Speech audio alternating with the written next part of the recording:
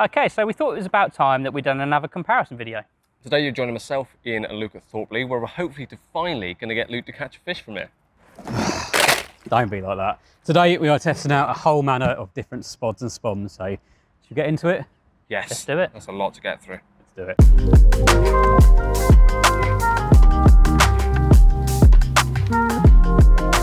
Right, so the first test we're going to do is to see exactly how many boilies fit into each of these spods. Now we've got a variety of sizes from all different manufacturers and they've all given us the okay to do this video. So that means that any spods that we don't have here, basically because them companies didn't want to be involved. Now I've got a bucket here of 15mm boilies. There's no easy or nice way to show you putting boilies into a spod. So we're just going to get it done and then we'll go through exactly how many fit into each of these afterwards.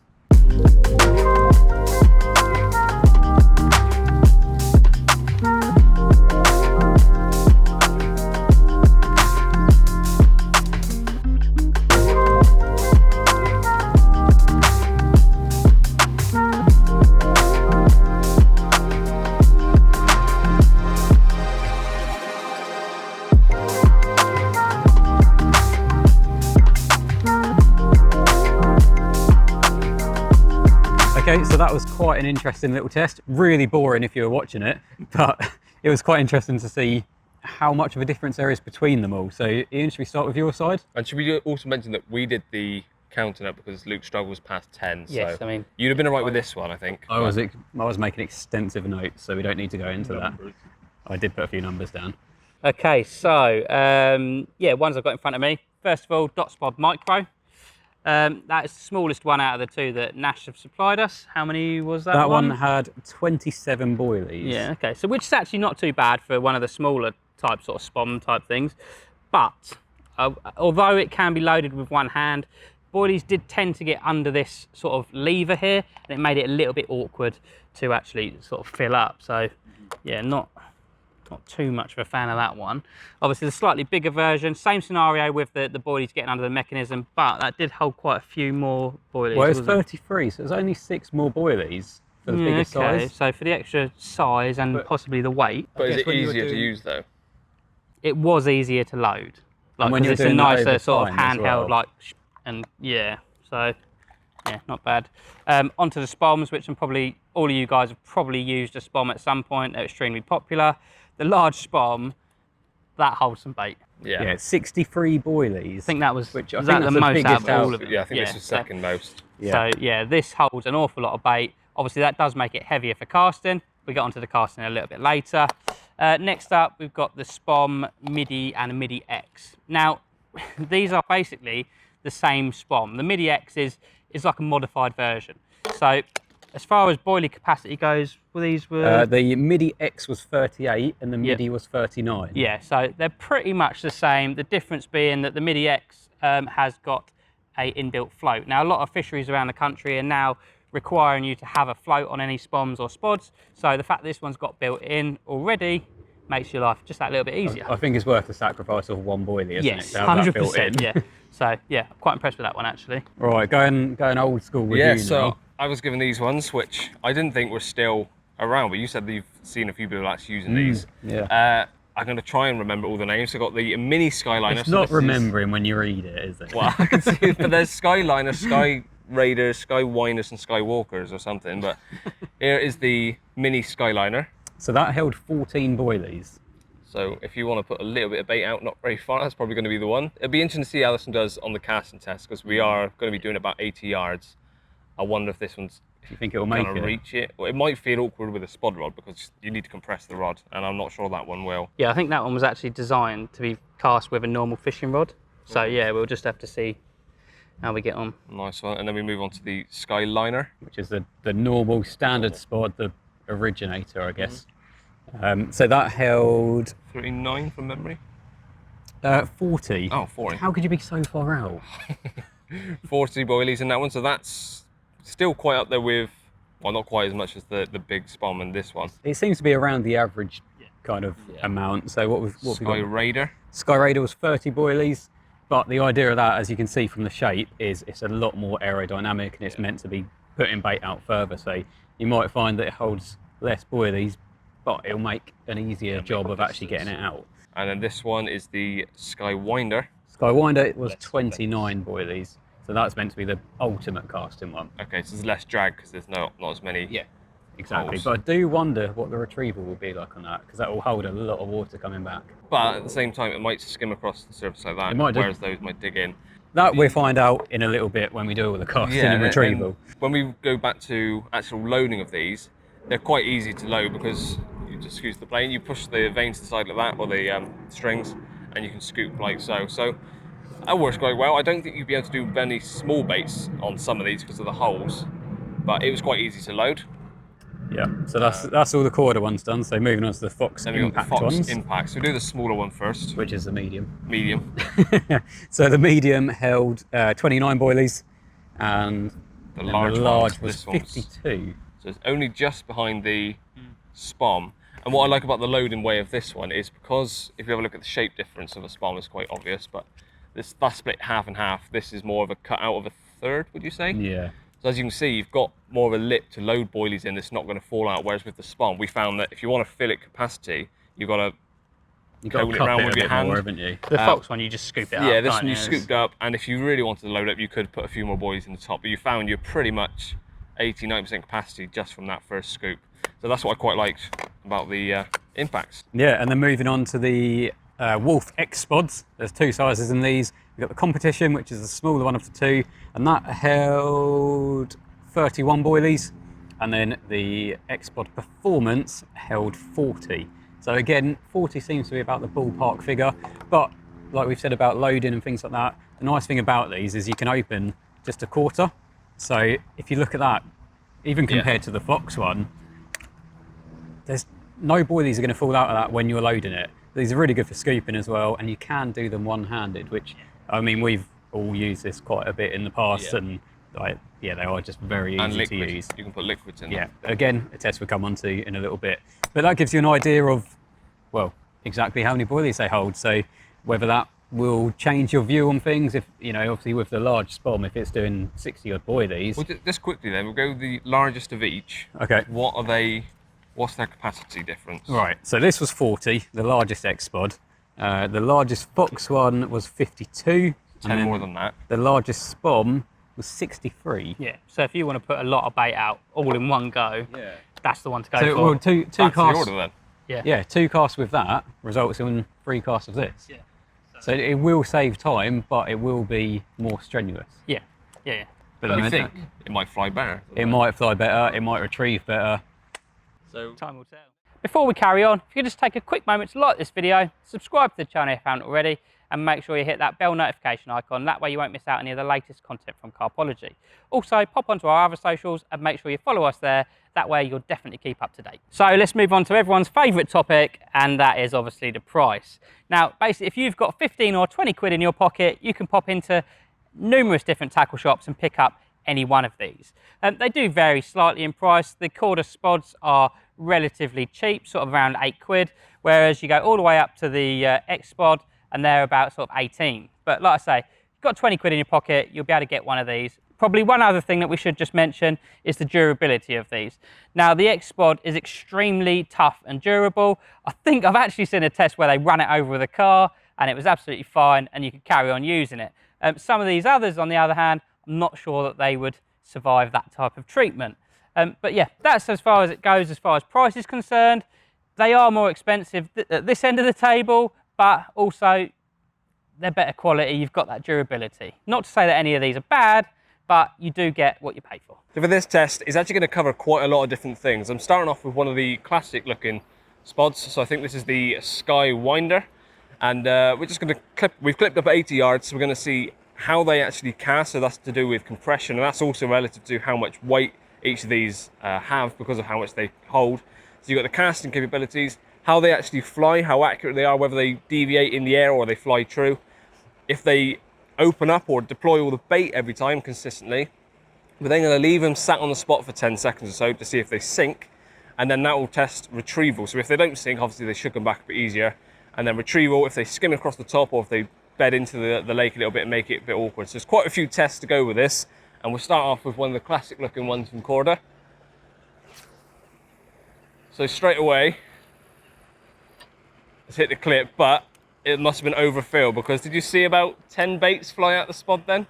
So that's one of the issues with, and it's, yeah, so it's starting to sink. If I leave it a little longer, I can see the top of it. So the top floats, but the rest goes under, and now it's on the surface. So first cast, first impressions, is you can see why things develop to having closed lids on them, because I'd say half that bait got deployed within the initial cast. So I'll do another one just to really give it another test, benefit the doubt. But considering this held, I think it was around 40 baits, you wouldn't be able to put all 40 in. If it does that every time, you're wasting 10 boilies on the cast. So I'll fill it up again anyway, so just below the top.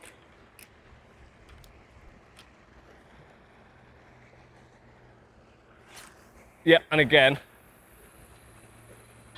it's hitting the clip, but it's dumping.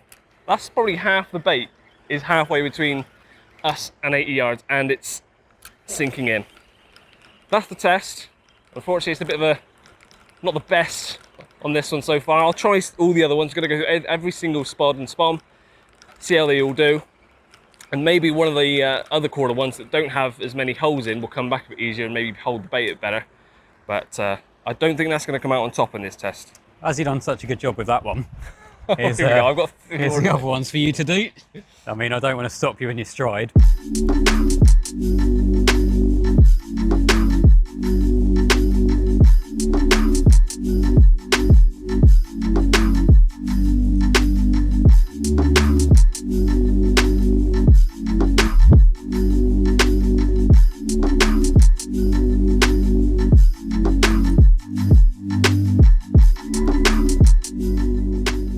Right, so it's my turn this time, and I've got the 𝘃𝗶𝗱𝗲𝗀. So this is the larger of the two wolf spods, and these work a little bit differently because they work on magnets rather than clips or anything. So they are very much an impact spod. As you can see, it just breaks up as it hits the water. So that helps with loading as well, because you can literally just split it in half, scoop it,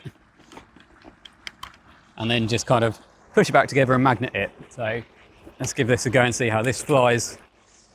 So bring that in a little bit. Nice thing about these as well is even if it touches the floor behind you, if you've got short man problems, it doesn't open. So let's get this out. Yeah, I mean, that's hit that distance easy. It's gone a little bit left. That's going to be my fault. Just leave it a little bit. Still seems to be floating out there. And it's nice and easy to retrieve. So let's do that once more as well. See if we can get it a little bit more accurate. Skips along the surface quite nicely actually on the retrieve.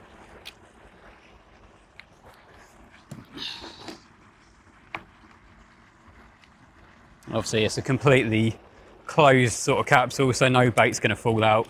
The only way it would fall out is if it opens on the cast, which with the magnets being quite strong, I can't see that happening. That's very straight and true. Yeah.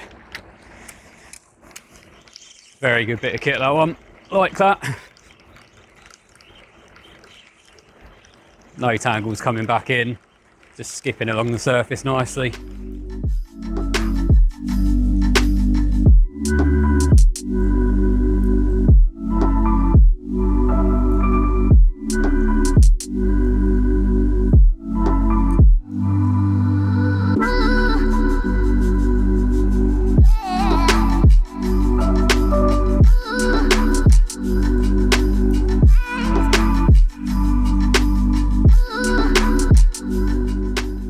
Okay, so first up for me, the large spomb. Now, we've all used large spombs before, and as you probably are aware, you have to kind of sort of cast them up so that the nose lands down to get them to open. So hopefully I can achieve that and hit the clip all at the same time. Let's give it a go.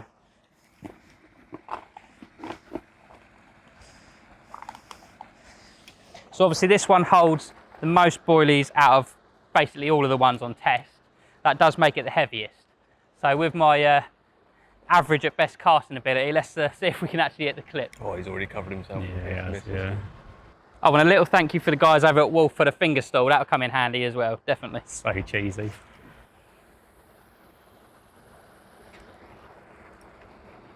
Okay, hit the clip. That was fairly straightforward.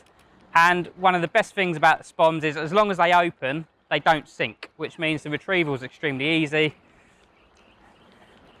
Yeah, definitely like this one. Does it sink? Eh? Does it sink? No. I said as long as it opens, the retrieval's nice and easy.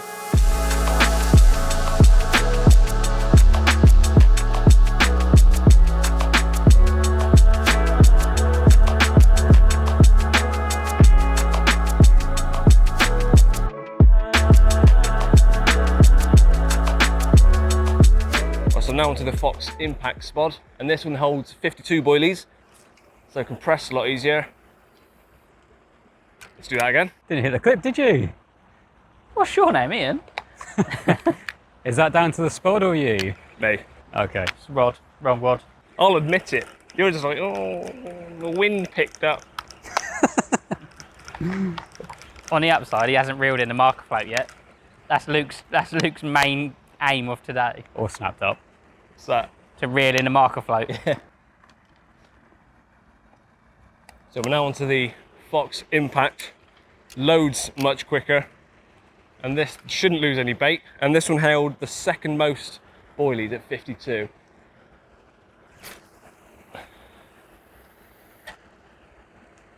Got a bit left, but that's probably down to me, not the Spod itself. We'll leave it for a few seconds.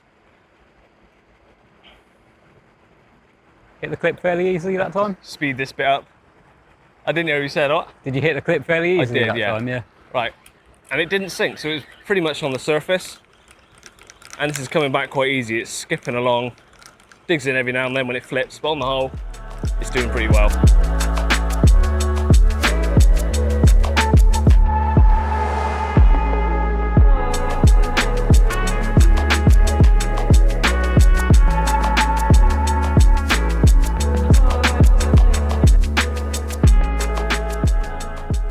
Okay, so next up, we've got the dot Spod from the guys over at Nash. Like I said earlier, this one's nice and easy to fill up. Literally scoop it, push the top down, and it sort of locks into place. Now, I must admit, the locking mechanism does feel a little bit flimsy, so I'm a little bit dubious as to whether it's going to open during flight. Hopefully it won't. Let's give it a cast. Now that actually flew really nicely and landed right next to the marker, so it's very accurate. It hasn't sunk on the surface, so the retrieval's nice and easy. And it doesn't feel heavy, so it definitely opens. So actually, surprisingly, I can't moan about that whatsoever. We know you like a good moan as well. Look at the way that's coming back across the surface, look. Super easy.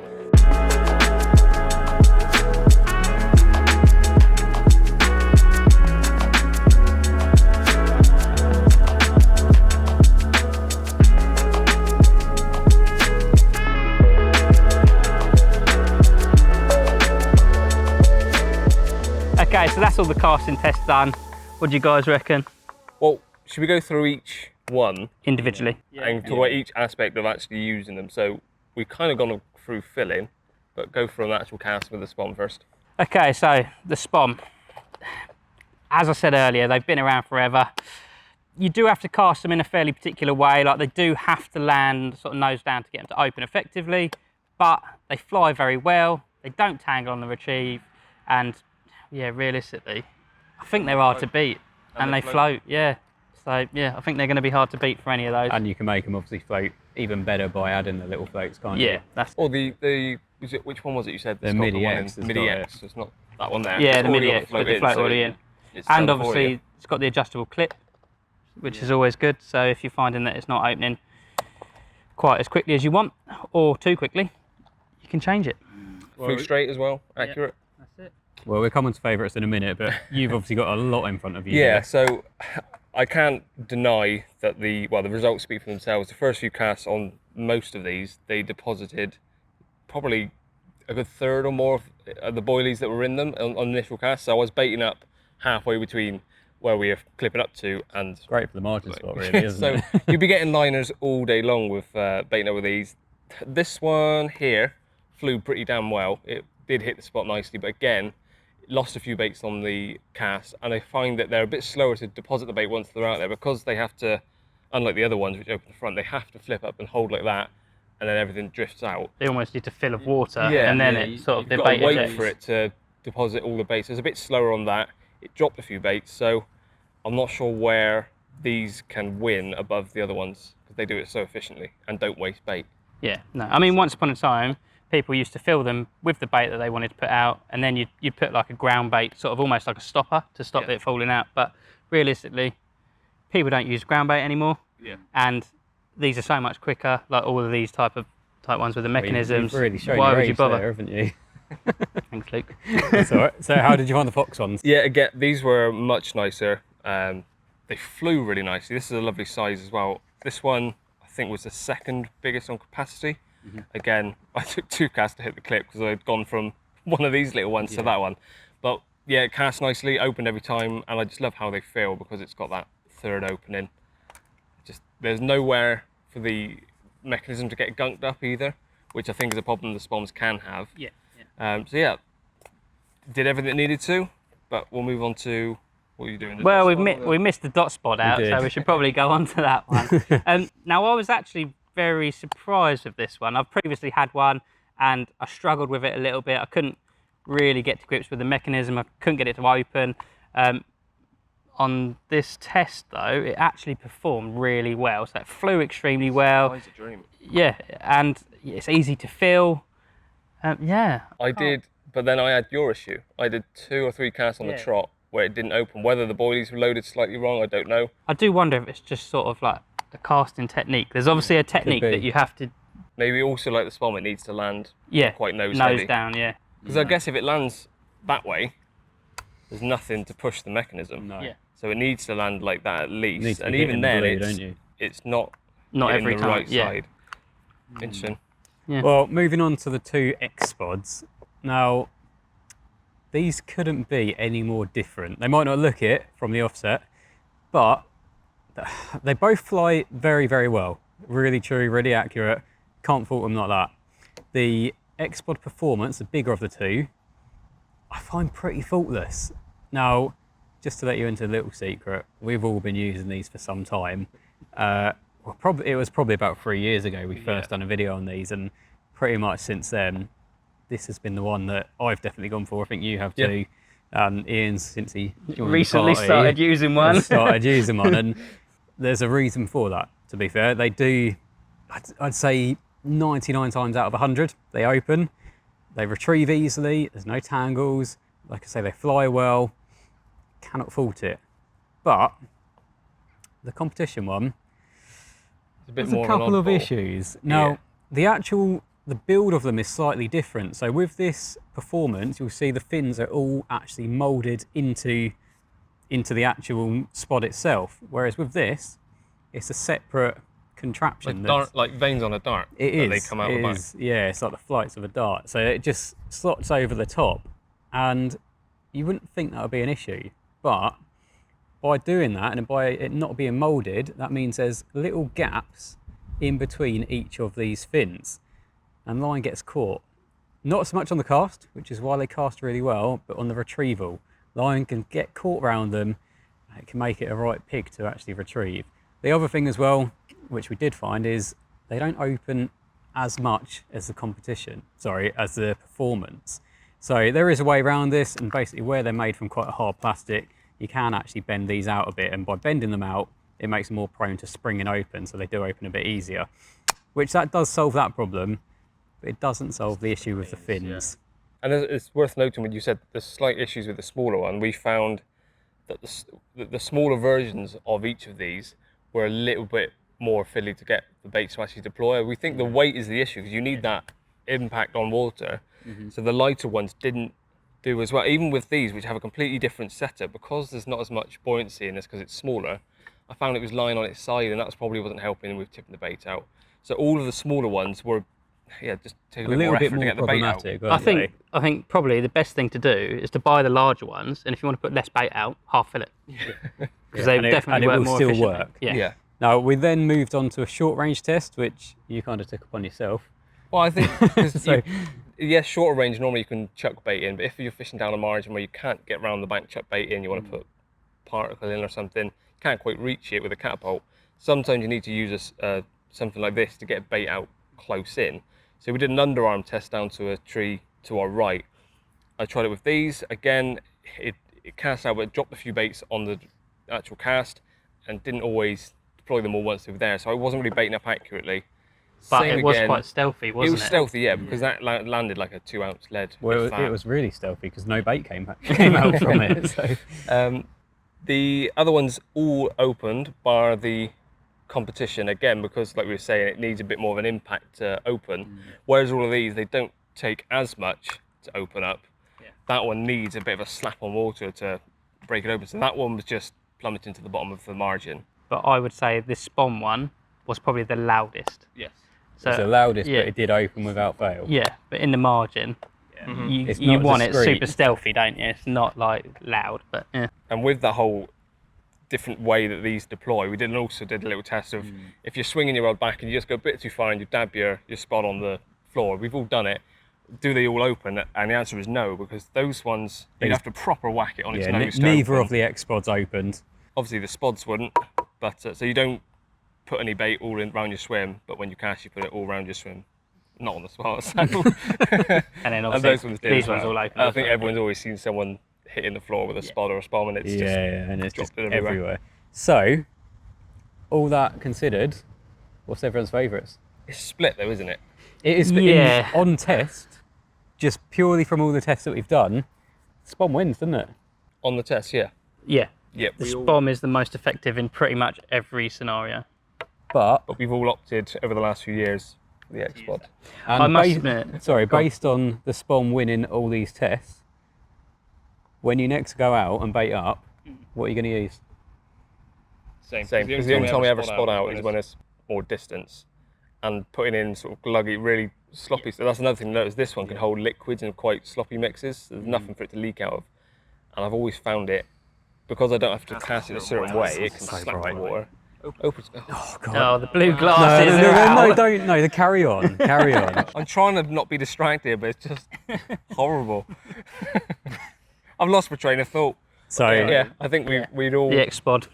So in theory, on test, the Spomb wins just because you can use it short range.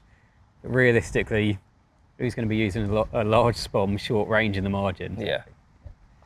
𝘃𝗶𝗀𝗲 performance. 𝘃𝗶𝗀𝗲, yeah. Clear winner in our minds from actually using it and not just the tests. So one, isn't it? Yeah, 100%. All right, who's doing the whole subscribe, follow, all that business? Well, you did it last time and you put the boxes over me, so hopefully you've disappeared. I'll put the subscribe thing on your head. I'm done. We're packing up. Let's go.